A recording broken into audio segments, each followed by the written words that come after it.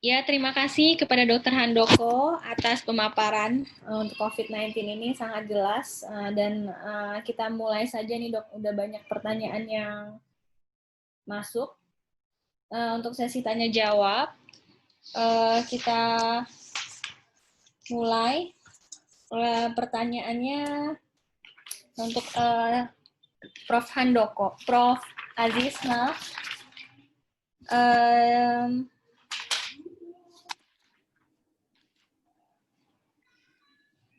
dari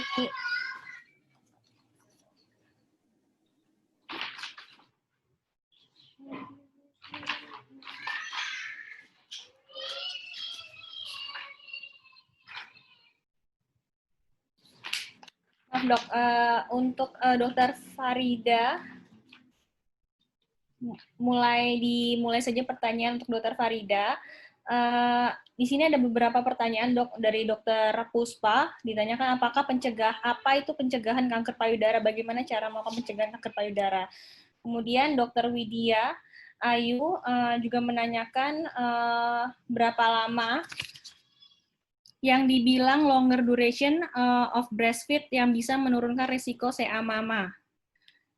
Dan benjolan bagaimana yang curiga keganasan pada stadium dini atau semua benjolan payudara saja yang langsung dilakukan pemeriksaan USG guiding.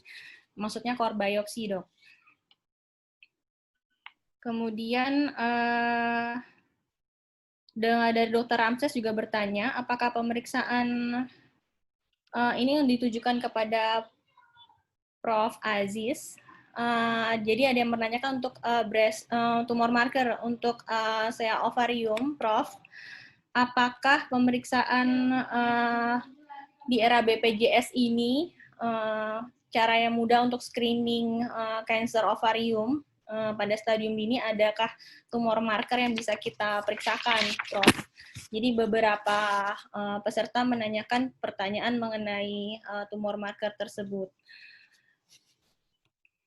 Ya, bisa dijawab beberapa pertanyaan dulu, Prof. Aziz dan Dr. Farida. Silakan Prof. Farid dulu, Prof. Silakan.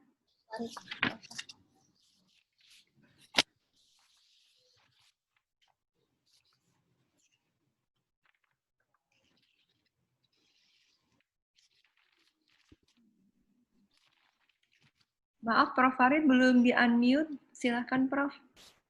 Bisa dijawab pertanyaannya duluan. Udah bisa kedengaran? Sudah, Prof. Oke ya. Jadi pencegahannya itu kan saya sudah sampaikan ada bermacam-macam ya. Jadi mulai dari pemeriksaan klinis biasa, lalu pemeriksaan USG, lalu ada pemeriksaan tumor marker dan sebagainya. Jadi pada pemeriksaan yang paling sederhana untuk mendeteksi kanker ovarium itu adalah yang paling mudah, yaitu dengan melakukan pemeriksaan tumor marker CA125. Karena jumlahnya kanker ini atau insidensnya kanker ini sangat tinggi di antara semua kelompok kanker ovarium, yaitu bisa mencapai sampai 80-90%. Jadi dengan melakukan pemeriksaan rutin, pemeriksaan CA125, terutama sekali bagi penderita-penderita atau keluarganya atau siblingnya itu ada riwayat kanker ovarium. Jadi cukup melakukan pemeriksaan misalnya setiap tahun CA125, karena itu paling banyak. Sedangkan pemeriksaan untuk tumor-tumor yang lain itu karena kecil, barangkali tidak begitu penting. Dan kalau memungkinkan, tapi ini kalau memungkinkan tentu harus dilakukan pemeriksaan USG. Ya, untuk USG terutama USG transvaginal. Jadi dengan melihat gambaran ultrasonografi ini, misalnya melihat apakah dia simple, apakah dia kompleks, ataukah ada resistensi indeks yang lebih kecil dari 0,4, itu merupakan semuanya petunjuk. Nah, tentu dengan adanya pandemi sekarang ini, pemeriksaan-pemeriksaan itu menjadi sedikit mungkin terhalang ya. Tapi kalau hanya sekedar datang ke laboratorium dan kemudian juga melakukan pemeriksaan seperti ultrasonografi atau USG, itu saya kira tidak terlalu membawa risiko yang cukup besar, karena pemeriksaan juga cukup singkat dan sederhana gitu ya, dan sama sekali tidak menimbulkan rasa sakit atau tidak menimbulkan suatu hal-hal yang negatif. Jadi sangat simpel, pemeriksaan yang disarankan adalah CA125 atau ultrasonografi setiap setahun sekali, ya, terutama pada usia di atas 30 tahun. Saya kira jawaban saya demikian. Ya. Kepada Prof. Farid. Jadi beberapa peserta memang hanya menanyakan di era BPJS sih, Prof. Karena kan pemeriksaan tumor marker itu terkadang terhalang karena BPJS-nya ini. Mudah-mudahan bisa menjawab pertanyaan para sejawat. Kemudian dilanjutkan pertanyaan tadi yang ditujukan oleh Dr. Farida. Menanyakan mengenai juga ada yang menanyakan mengenai tumor marker pada kasus. Sudah 7 juta pertanyaannya udah. Mungkin untuk menyingkat waktu saya jawab semua saja ya. Ya boleh dok. Dari kolom chat chat ya. Udah, saya udah baca. Baik. Boleh saya jawab? Ya silahkan dokter. Baik. Pertanyaan pertama dari Dr. Widya Ayu tentang durasi breastfeeding yang bisa menurunkan resiko kanker payudara. Jadi kalau kita lihat dari epidemiologis studies, biasanya mereka mengatakan yang dianjurkan adalah 6 bulan. Walaupun beberapa studi yang lain mengatakan 4 bulan itu sudah mencukupi. Tapi secara rata-rata dianjurkan seorang perempuan itu menyusui 6 bulan dan itu dikatakan akan menurunkan resiko kanker payudara. Beberapa penelitian yang mungkin sejalan ataupun tidak, jadi mereka mengatakan makin banyak anaknya yang disusui makin turun, namun penelitian lain mengatakan cukup 1 anak saja sudah pernah disusui selama minimal 4-6 bulan itu sudah menurunkan resiko kanker payudara. Lalu Dr. Widya juga menanyakan tentang bagaimana cara mencurigai benjolan di payudara ini curiga kanker atau bukan.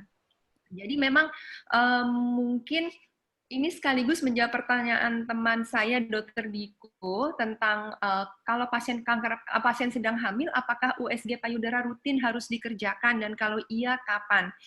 Jadi prinsipnya sih begini, dok. Sebetulnya kita berharap perempuan-perempuan ini bukan hanya aware ketika meraba ada kelainan di payudaranya. Dan masalahnya biasanya awareness ini sangat berkaitan dengan mereka mengenal payudara atau tidak. Jadi sebetulnya yang dianjurkan bagi semua perempuan bahkan sebelum mereka hamil, semenjak akil balik, itu sudah terbiasa untuk melakukan sadari pemeriksaan payudara sendiri. Sehingga jika mereka merasa atau meraba ada kelainan, mereka lebih awal mengetahuinya. Nah, seandainya dokter sebagai dokter obsgin mendapatkan keluhan pada pasien, tentu dokter bisa yang paling simpel melakukan pemeriksaan fisik terlebih dahulu. Problemnya pada beberapa perempuan hamil yang memang payudaranya sedang sangat proliferatif, tidak mudah dok untuk meraba benjolan, apalagi kalau benjolannya masih kecil. Untuk hal ini menurut saya memang cara paling simpel USG, apalagi dokter obsgin rata-rata punya USG di poli, walaupun yang kita anjurkan kalau untuk payudara adalah probe-nya adalah probe linier. Tapi ya hanya sekedar untuk melihat ini massa atau bukan tentu akan sangat membantu. Dan kalau kita melihat massa di payudara dengan USG, karena kita juga bukan radiologis, biasanya kita secara simpel membagi atas 3 klasifikasi, curiga jinak, curiga ganas, atau indeterminate. Curiga jinak itu tentu semua syarat benjolan untuk dikatakan jinak terpenuhi, seperti misalnya yang pertama dari bentuk dia wider than tall, lalu tepinya reguler, lalu di dalamnya relatif homogen. Bahkan kalau misalnya kita ketemu pasien dengan massa, kita lihat bagian dalamnya anekoik, kemungkinan kalau pada pasien laktasi bisa jadi hanya galaktokel, atau pada pasien hamil bisa jadi hanya kista, yang kita tahu itu tidak ada masalah. Curiga ganas, dia bisa taller than wide, lalu dia heterogen di dalamnya, apalagi kalau ada klasifikasi dengan tepi-tepi yang irregular, dan kalau dokter punya Doppler sedikit dimainkan kalau ada vaskularisasi intralesi. Nah, yang susah kalau kita ada di borderline, yang indeterminate. Kalau kita baca, indeterminate itu definisinya berarti jika tidak semua definisi atau kriteria benign terpenuhi. Itu akan kita masukkan pada indeterminate. Saran saya, sebaiknya dokter mengevaluasi lebih lanjut jika dokter temukan masa yang indeterminate atau suspicious malignant, curiga ganas, dan solid. Jadi kalau solid itu kita harus lihat apakah curiga ganas dan indeterminate. Jadi itu harus dilakukan pemeriksaan lebih lanjut, jangan hanya didiamkan saja. Dan sehingga kalau tadi pertanyaan Dr. Biko, rutin nggak sih harus dikerjakan pada kehamilan? Menurut saya ini kita harus melihat lagi history atau riwayat dari pasien tersebut, apakah pasien itu sendiri secara umum termasuk dalam kelompok mereka yang kita anggap sebagai high risk atau tidak. Kita tahu ada beberapa resiko kanker payudara. Kalau kanker payudara itu resiko utama perempuan sudah pasti, usia dikatakan resiko mulai meningkat di atas 40 tahun, lalu resiko lain misalnya dia ada riwayat tumor di payudara atau di organ genital, di organ wanita lainnya, walaupun jinak kita tahu itu meningkatkan resiko sekitar 1,2 kali. Lalu ada riwayat keluarga, walaupun pada kanker payudara resiko herediter itu hanya 10%.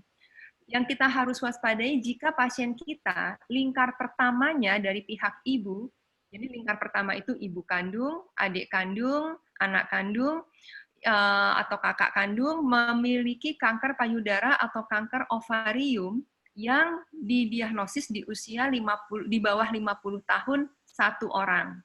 Atau didiagnosisnya di atas 50 tahun 2 orang, kita sudah harus lebih waspada mengenai resiko herediter. Sehingga pada pasien-pasien seperti ini, mungkin dokter bisa lakukan USG secara lebih lebih cermat kepada pasien daripada yang tidak memiliki faktor resiko tersebut. Berapa sering? Belum ada guidelines untuk itu.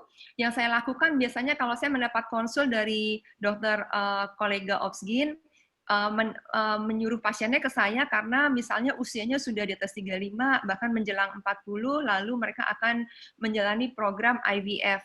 IVF tentu ada masalah hormonal dan sebagainya terlibat di sana.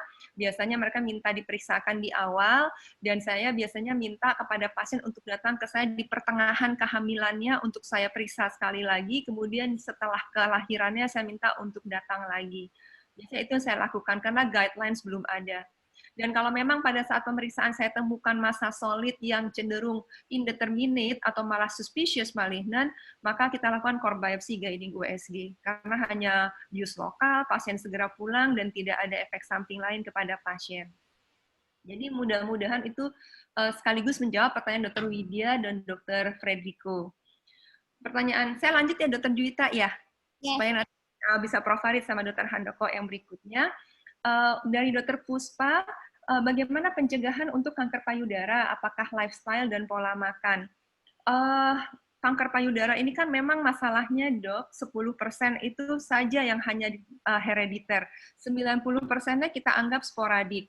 Dan kanker ini kan sebetulnya suatu sindrom, kumpulan dari penyakit yang background-nya sebetulnya adalah mutasi gen. Kapan mutasi gen terjadi, kita nggak pernah tahu pasti dan tidak ada cara untuk memprediksinya. Yang bisa kita lakukan memang memodifikasi gaya hidup dengan harapan gaya hidup yang sehat tidak akan memicu karsinogenik yang bisa menginisiasi proses karsinogenik di proses karsinogenesis di tubuh kita. Untuk kehidupan sehari-hari sebetulnya tidak ada yang istimewa sih, Dok. Artinya kalau kita melalui atau menjalani gaya hidup sehat seperti pada umumnya, itu sudah cukup. Jangan hanya meributkan masalah makanan, karena rata-rata pasien nanya sama saya, apa yang pantang, apa yang harus. Secara umum, selama kita mengkonsumsi nutrisi yang sehat, biasanya saya sederhanakan dengan kata-kata alami, bersih, sehat, cukup. Dan itu cukup bervariasi secukupnya sesuai kebutuhan kita. Karena penelitian menunjukkan bukan makanannya yang menyebabkan atau meningkatkan resiko kanker, tapi justru berat badannya. Jadi yang dikatakan meningkatkan resiko kanker payudara itu adalah obesitas. Sehingga disarankan untuk menjaga berat badan yang seimbang. Kalau kita mengikuti hitungan BMI, Body Mass Index atau IMT, Indeks Massa Tubuh, itu usahakan berat badan perempuan itu di bawah IMT-nya kalau untuk Asia 23. Kalau untuk orang Western, Caucasian itu di bawah 25. Lalu yang kedua, lifestyle yang dikatakan menurunkan angka resiko kanker payudara itu adalah exercise teratur. Secara standar kita biasanya memakai anjuran dari American College Surgeon itu seminggu 5 kali, masing-masing 30 menit level sedang. Selebihnya tentu standar hidup sehat biasa saja. Pertanyaan yang lain terakhir mungkin untuk saya, ada dua lagi yang ini dari Dr. Ramses, bagaimana penggunaan blood marker CA153, apakah masih sensitif? Kalau kita lihat dari 2010, Dok, itu penelitiannya sudah mengatakan tidak lagi dianjurkan, baik untuk mendiagnosis maupun untuk mengikuti atau follow up atau surveillance pasien. Untuk yang terakhir, untuk follow up atau surveillance, kadang-kadang orang masih menggunakan untuk memonitor efek terapi atau ada tidaknya rekurensi. Cuman di situ akan timbul pertanyaan, kalau misalnya dokter memeriksa CA153 lalu meningkat, padahal dokter nggak bisa nemuin apa-apa.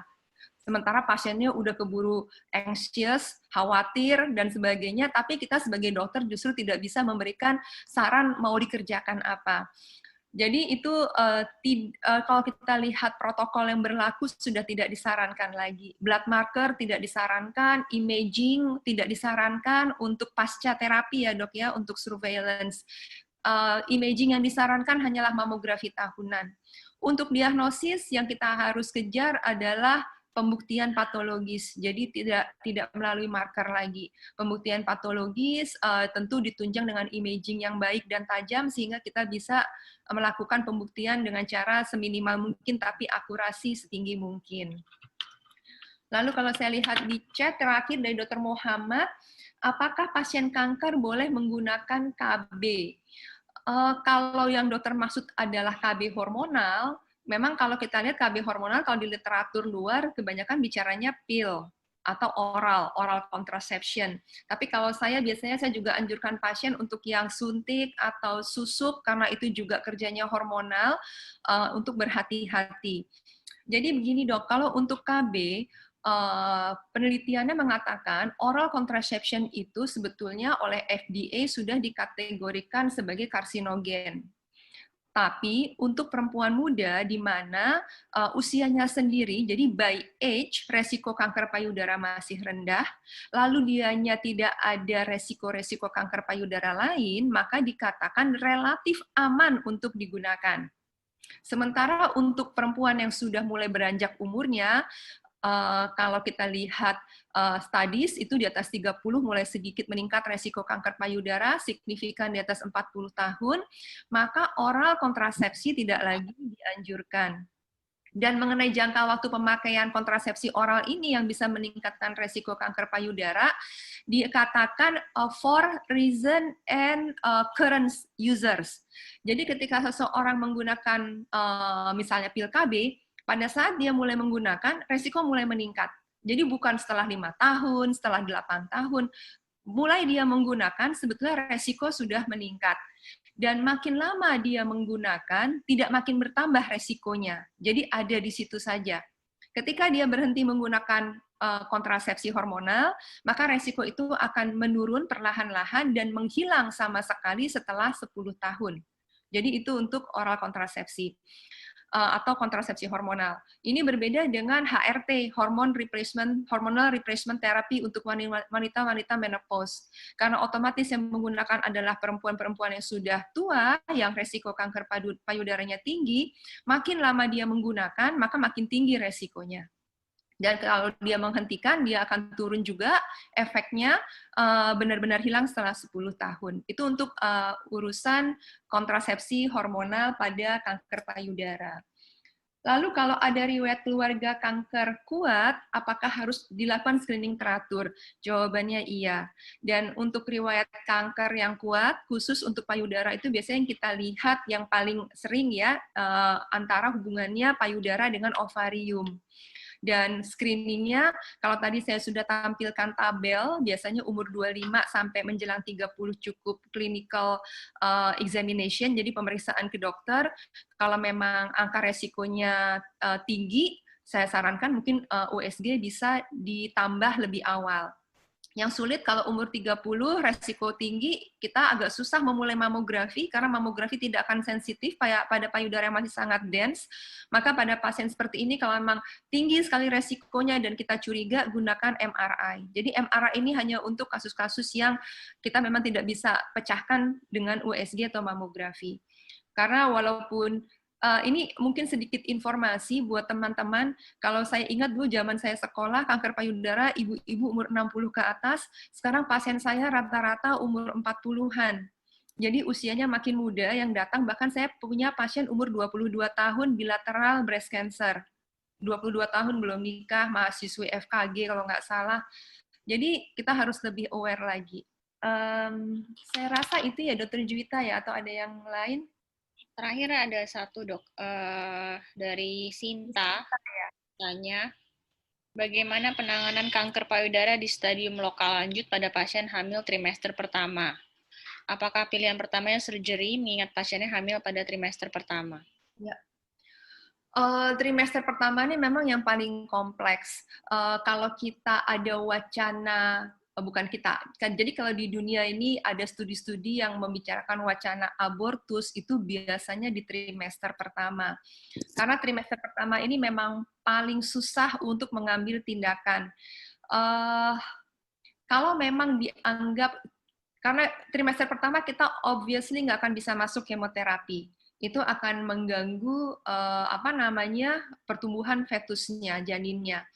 Sementara untuk masuk ke operasi langsung pun, kita harus melihat apakah dari dokter obsginnya sendiri mengizinkan, lalu apakah hal ini akan memberikan keuntungan pada pasien. Contohnya begini, kalau misalnya ini pasien memang hamil dengan breast cancer di trimester pertama, tapi dia bukan high risk, katakanlah low atau intermediate risk. Walaupun kalau lanjut lokal, otomatis dia jadi nggak low risk lagi ya. Tapi misalnya subtype-nya luminal, lalu usia pasien tidak terlalu muda, jadi bukan very young patient. Kemungkinan untuk sedikit penundaan, asalkan kehamilannya tidak terlalu jauh dari akhir trimester pertama menjelang trimester kedua, mungkin masih bisa difikirkan dengan informed consent. Tentu kita harus membentuk tim untuk ini. Tapi kalau memang ketahuannya justru di awal sekali trimester pertama, ini akan menyulitkan sekali. Disinilah mungkin kita harus membentuk tim dan mengajak bicara pasien dan keluarganya, dan bahkan kita mungkin mulai harus memikirkan opsi tentang abortus. Yang kita harus pikirkan tentu efek samping dari pengobatan kanker payudara kalau ternyata pasien belum punya anak, sementara kemungkinan kalau dia high risk mendapat kemoterapi, sehingga kemungkinan infertil. Ini diskusi akan panjang, termasuk apakah dia mau mempreserve ovariumnya dulu, untuk kemudian diimplan lagi pasca terapi kanker payudara, itu akan diskusi panjang. Jadi saran saya kalau memang ketemu pasien seperti ini, segera bentuk tim. Bentuk tim yang diskusinya memang baik, dan kalau perlu libatkan, kalau saya bilang libatkan psikolog dan sebagainya untuk konseling pasien. Itu saja Dr. Juwita untuk sementara, terima kasih. Ya, terima kasih Dr. Nanti Farida. kalau ada kesempatan ada beberapa pertanyaan tadi yang belum saya jawab. Tapi apa Dr. Handoko dulu apa saya? Ya, silakan Prof. Farid. Saya ya, ada beberapa pertanyaan tadi saya lihat baru di dalam daftar tuh ada pertanyaan-pertanyaan yang ditujukan ke saya. Iya, Prof. Jadi, yang pertama adalah dari Dr. Safi'i mengenai PIL-KB. Ya. Jadi PIL-KB ini memang antara kanker payudara dan ovarium itu sangat bertentangan. Ya. Logikanya demikian. Kalau terjadi ovulasi pada ovarium, itu akan terjadi perlukaan. Dan reparasi atau repair dari perlukaan ini kadang-kadang bisa terjadi, menimbulkan beberapa kelainan-kelainan, antara lain bisa terjadi suatu proses yang lama-lama bisa menjadi kanker. Nah, jadi PIL-KB itu adalah upaya untuk menekan ovulasi. Ya. Dengan demikian, pemakaian PIL-KB ini sangat bermanfaat, terutama untuk usia masih muda gitu ya. Jadi pada umumnya pada umur sekitar 20-27 tahun. Itu bisa menurunkan risiko itu sampai 50% selama pemakaian 5 tahun. Jadi sangat bermanfaat pemakaian pil KB. Tapi juga ada pertanyaan yang berkaitan tadi, apakah kalau sudah kanker pil KB-nya di stop atau enggak? Ya. Kalau tadi dikatakan bahwa pil KB itu, ya kan dia mengandung hormon, dia adalah untuk pencegahan. Tapi kalau sudah kanker ya sudah, lebih baik di stop saja. Karena ada efek lain juga soalnya. Karena pemakaian pil KB itu saya katakan tadi, dia juga mempengaruhi target organ lain, yaitu payudara. Jadi meningkatkan kemungkinan kanker payudara. Karena tentu estrogen itu adalah semacam yang disebut merupakan suatu karsinogenik ya. Jadi dia menyebabkan proliferasi dari sel-sel di kanker payudara, pada payudara, karena dia tarik organnya. Yang kedua, progesteron itu mempunyai efek adalah anti-apoptosis. Nah, itu juga berisiko pada kanker payudara maksud saya. Karena sifatnya adalah anti-apoptosis. Jadi apoptosis itu adalah semacam sel yang bunuh diri atau mati ya. Jadi dia dicegah sehingga sel itu tumbuh terus. Kemudian mengenai soal screening, saya ulang lagi. Kalau screening itu dalam penelitian secara banyak dengan randomized clinical trial, itu dengan kasus yang cukup banyak dengan dilakukan di beberapa center, ternyata dia tidak efektif. Yaitu pemeriksaannya yang screening ini adalah dengan melakukan pemeriksaan CA125 dan USG. Jadi selain mahal, tapi ternyata dia tidak efektif. Oleh karena itu tidak disarankan secara untuk populasi. Tapi hanya terseleksi untuk pasien-pasien atau untuk wanita dengan adanya suatu risiko tinggi. Misalnya tadi ada familial cancer, dia itu dengan jalan melakukan pemeriksaan BRCA12. Ya. Dan kita di Jakarta ini sudah bisa melakukan pemeriksaan BRCA12, yaitu biayanya kira-kira sekitar 5 juta. Ya. Sudah ada dilakukan. Dulu beberapa tahun yang lalu kita sulit untuk mendapatkannya. BRCA1 ini terutama menonjol pada kanker kepada kanker ovarium, sedangkan BRCA2 itu untuk kanker payudara. Jadi barangkali kedua bidang disiplin ini bisa memanfaatkan pemeriksaan-pemeriksaan yang tadi. Selain itu juga dapat digunakan pada pasien-pasien yang risiko lain, seperti tadi pemakaian hormon-hormon yang lain, ada yang tidak menikah atau tidak mempunyai anak, dan sebagainya. Itu bisa dilakukan pemeriksaan-pemeriksaan yang sifatnya untuk deteksi dini saja. Jadi sekali lagi, screening itu pada umumnya adalah untuk populasi ya. Sedangkan deteksi dini itu adalah untuk menemukan kanker sedini mungkin. Ya tentu saja, kalau misalnya sudah ada gejala-gejala yang mungkin secara klinik belum jelas, itu bisa dilakukan deteksi dini untuk mencegah. Barangkali itu yang tambahan yang dapat saya jawab berdasarkan apa yang dikemukakan oleh para sejawat sekalian setelah saya membaca daftar pertanyaan. Jadi saya kira pertanyaan untuk saya cuma 3 itu. Terima kasih. Ya, terima kasih Prof. Dilanjutkan oleh pertanyaan untuk Dr. Handoko yang cukup banyak nih dok dari kolom chat. Jadi pertama ada yang bertanya mengenai patofisiologi penggunaan hidrokloroquine dan kloroquine pada kasus COVID ini. Dan ada juga ya satu pertanyaan. Okay. Boleh langsung dijawab, dokter? Kloroquine dulu ya. Ya baik dok. Begini, virus COVID akan mengikat hemoglobin, ya, akan mengikat hemoglobin, sehingga jadi coronavirus akan mengikat hemoglobin dan akhirnya melepaskan besi dalam sirkulasi. Hidrokloroquine bisa mencegah virus mengikat ke hemoglobin. Apa akibatnya kalau hemoglobin diikat oleh virus? Maka dia akan kehilangan besi. Dan kalau besinya kurang dalam hemoglobin, maka dia tidak bisa mengangkut oksigen. Itu sebabnya pada COVID, ferritin itu akan naik sekali. Jadi hidrokloroquine dan chloroquine itu bereaksi sama seperti COVID virus, yaitu mengikat hemoglobin. Itu tugasnya. Pengikatan chloroquine itu mencegah virus mengikat hemoglobin. Kalau tidak diberi chloroquine, maka hemoglobin itu akan diikat sehingga dia tidak bisa mengangkut oksigen. Itu sebabnya pada pasien COVID terjadi hipoksia. Bahayanya adalah pada penderita COVID, kalau mengalami hipoksia, dia tidak akan berasa. Itu yang dinamakan yang sekarang heboh di Banyuwangi, happy hipoksia. Orangnya oksigennya turun, tapi dia happy-happy saja. Nah, kalau sudah turun sampai 83 dan dia happy-happy, maka dia mendadak meninggal karena hipoksia dari otaknya. Itu tugas dari chloroquine dan hidrokloroquine. Mudah-mudahan cukup jelas. Ya, baik dok, sangat jelas. Lalu kita lanjutkan ya dok, beberapa banyak sekali nih pertanyaan buat Dr. Handoko. Ini mengenai obat Aspilet dok.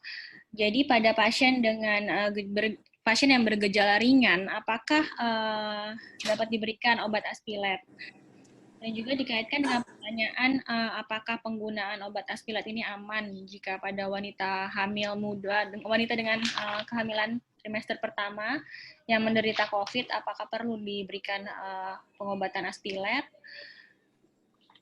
Dan juga dexamethasone dok, ada masih beberapa bertanya mengenai pemakaian obat dexa pada kasus pasien dengan gejala ringan. Aspilet diberikan dengan tujuan untuk mencegah koagulasi dari pembuluh darah ya. Kalau ringan sebenarnya tidak usah diberikan. Gejala ringan itu sebenarnya virus ini self-limiting disease. Itu sebabnya orang yang ringan kita suruh isolasi, suruh tubuhnya berkelahi dengan virus. Dalam 2 minggu akan ketahuan. Kalau badannya kuat, virusnya akan mati dan dia keluar sebagai pemenang. Nasibnya jelek, kalau badannya lemah, maka virus yang keluar sebagai pemenang dan pasien diantar ke Tegal Alur. Ya, baik, tahu dong Tegal Alur. Itu yang yang menyebabkan pasien meninggal adalah stres, tegang. Ya. Kalau orang stres atau tegang, maka imun sistemnya akan turun. Dan kalau imun sistemnya turun, maka virusnya akan menang. Karena itu kalau saya mengobati penderita COVID, saya akan masuk. Saya bicara dengan pasien dan saya hanya memberi semangat. Jangan stres, tingkatkan imun sistem kamu. Kalau imun sistem kamu kuat, maka kamu akan keluar sebagai pemenang. Tapi penderita COVID, dia kebanyakan, dia kalah sebelum berperang. Dia stres, dia takut. Saya mempunyai satu penderita virus COVID, yang mukanya ketekuk. Dia takut sekali. Saya bilang, kamu tidak akan sembuh. Virus kamu akan tetap positif kalau kamu tegang begini. Sebab obat untuk virus kan belum ada. Kita hanya ingin meningkatkan daya tahan tubuh supaya dia menang. Nah, setelah sekian lama berobat, baru dia tenang. Mukanya sudah berseri lagi, dia udah pasrah. Lalu apa sebabnya dia tegang? Dia tegang karena utangnya belum lunas. Dia takut kalau dia mati meninggalkan utang. Dia bilang, sekarang saya sudah siap dok. Semua utang saya sudah lunas. Sekarang dia sudah sembuh. Jadi yang pertama adalah tingkatkan imun sistem. Tidak boleh tegang. Semangat kalau kena virus COVID. Sebab ini self-limiting disease. Kamu akan menang kalau kena. Masih Ya, ada baik, lagi Dok. pertanyaan?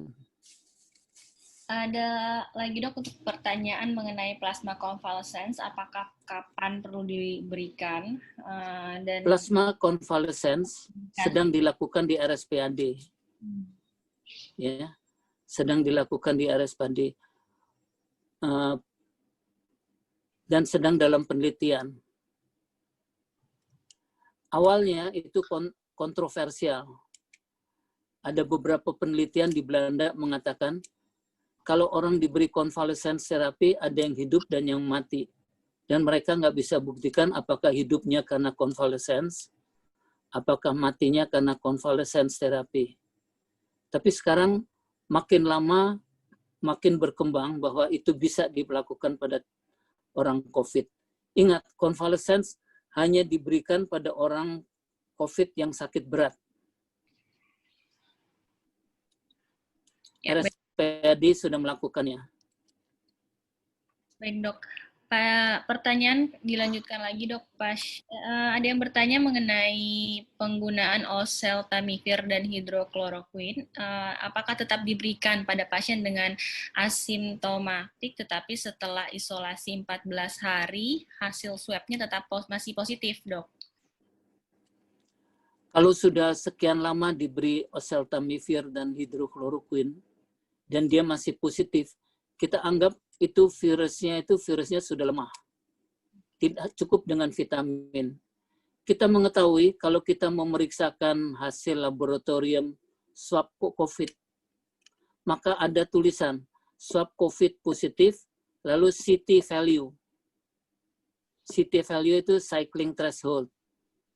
Kalau CT value-nya 15, 20, kita mengetahui bahwa virusnya masih kuat sekali. Dalam perjalanan penyakit, CT value akan naik. Dan kalau CT value-nya sudah 40, maka dilaporkan COVID-nya negatif. Jadi pada pemeriksaan laboratorium swab positif, perhatikan CT value-nya. CT value itu akan naik. Dan kalau sudah mendekati 40, berarti virusnya nyaris nggak ada. Dan kalau dia sudah mendapat pengobatan sudah lebih dari 10 hari, obatnya cuma vitamin. Ya, baik dok. Lanjut lagi pertanyaan dok, untuk pemeriksaan ini ada yang bertanya mengenai pemeriksaan CT scan. Di Cina ini kan sudah dijadikan penentu sebagai diagnosa terhadap COVID ini. Dan juga dinilai tadi karena adanya gangguan Ground-glass obesity vaskular pada proses COVID ini kan dok. Tapi ya. katanya sedangkan CT scan yang ada itu kan GGO pada adanya tadi suatu proses pada paru. Jadi sebenarnya bertanya, bukankah proses pembuluh darah atau koagulasi itu tampak juga di CT scan gitu, dok? Ground glass opacity itu tidak dari pulmonya, itu adalah dari vaskulernya.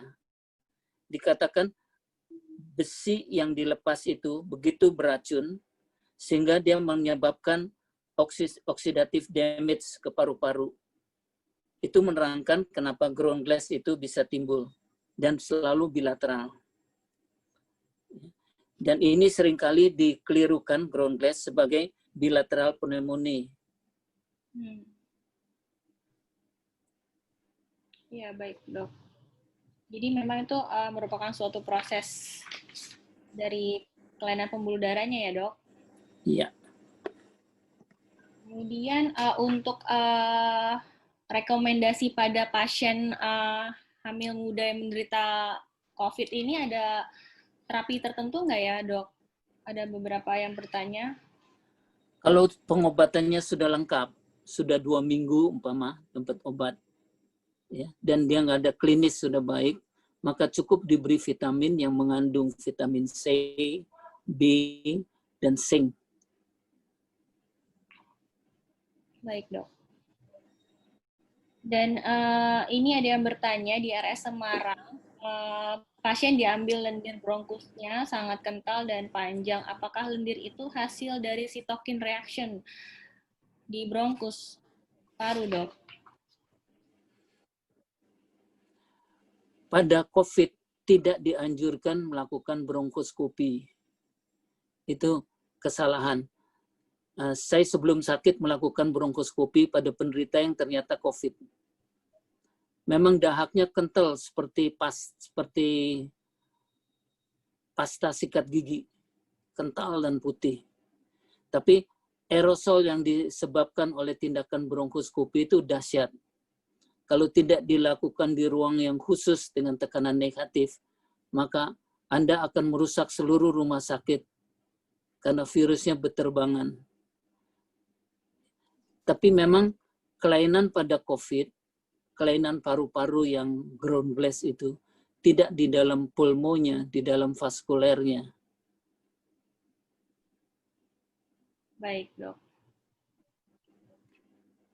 Kemudian ini pertanyaan untuk Dr. Handoko juga, apakah Indonesia belum punya rencana pakai rapid test antigen, bukan antibodi yang baru positif di hari ke-7 paparan seperti Korea dan India, karena PCR terlalu lama keluarnya. Bagaimana? COVID adalah penyakit baru. Penyakit itu penyakit baru yang kita belum kenal betul sifatnya. Karena itu kita sering lihat perkembangan yang kontroversial. Kortikosteroid dulu dikatakan jangan, sekarang malahan dianjurkan diberi. Sekarang sedang dicari cara untuk menemukan antigen dengan lebih cepat. Dan kita melihat sekarang pemeriksaan rapid test bukan dari swab, tapi dari saliva. Jadi pasien tinggal kumur, lalu masukkan dalam botol. Perkembangannya sedang maju hebat, tapi belum diketahui pasti bagaimana menangani penyakit ini. Mudah-mudahan cepat rapid test. Sekarang, swab test bisa sudah dilakukan dalam waktu beberapa jam. At least 1 hari sudah bisa dapat. Bandingkan bulan Maret, 14 Maret, kalau swab test itu hanya bisa dilakukan di Litbangkes di seluruh Indonesia. Dan waktunya bisa sampai 5-6 hari baru keluar. Jadi perkembangan penanganan penyakit sangat maju, hebat. Baik, Dok. Ini masih ada pertanyaan lagi, Dok. Untuk ini sebenarnya bertanya kenapa dokter di Indonesia banyak yang tewas karena COVID. Ya, itu tragis memang.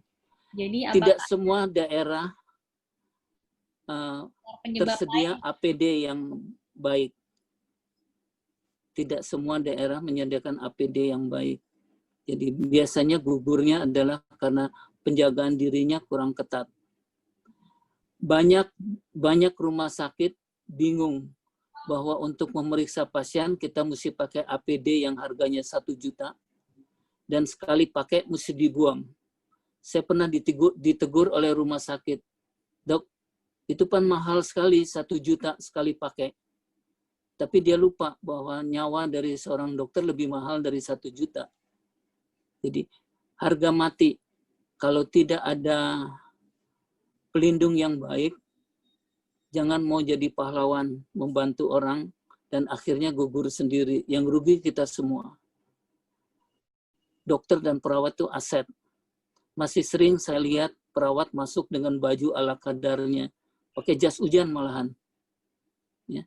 Waktu saya dirawat di Rumah Sakit Persahabatan, kadang-kadang ada perawat yang datang cuma dengan jas hujan. Kenapa saya nggak kebagian APD? Habis katanya. Baik Dok. Mudah-mudahan ada perhatian lagi ya Dok untuk tenaga medis. Di sini juga bertanya mengenai sekarang kloroquine itu sempat dihentikan pemakaiannya Dok pada terapi rutin COVID. Apakah benar Dok? COVID itu penyakit baru, kita belum tahu tabiatnya. Tapi kloroquine dan hidrokloroquine itu perlu untuk mencegah pembekuan dari pembuluh darah.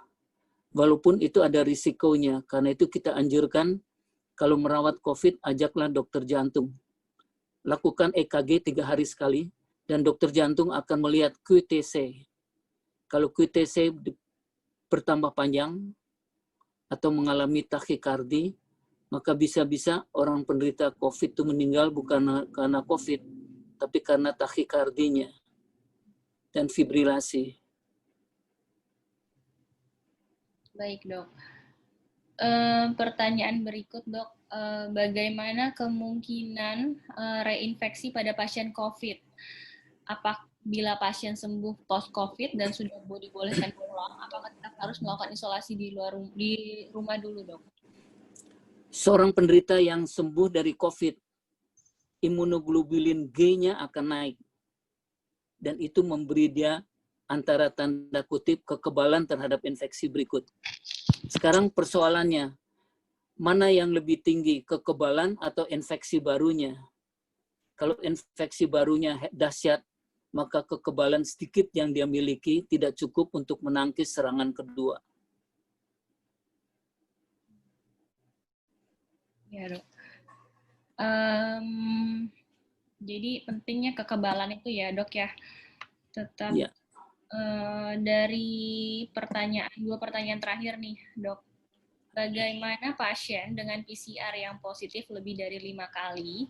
Karena apa? Dan bila keluar kota persyaratan penerbangan harus rapid test. Bagi mereka yang pernah positif, rapid IgG-nya bagaimana ya, Dok? Tadi dikatakan kalau swab positif lihat cycling threshold, CT. Ya, kalau CT-nya masih rendah, berarti memang dia sedang aktif. Tapi kalau CT-nya sudah tinggi, mendekati 40, itu mungkin itu bekas-bekas virus yang sudah mati. Itu memberikan dia false positif. Dan kalau mau memberikan rapid test yang negatif, orang yang sembuh kan IgG-nya tinggi. Apa baru diberi surat keterangan setelah IgG-nya sudah turun? Ya, sulit. Ya, baik, Dok. Ini untuk penggunaan Dexa, sekali lagi dia bertanya, Dok, berapa dosisnya dan memang apakah ada kontraindikasi jika kita berikan pada pasien dengan wanita dengan kehamilan muda?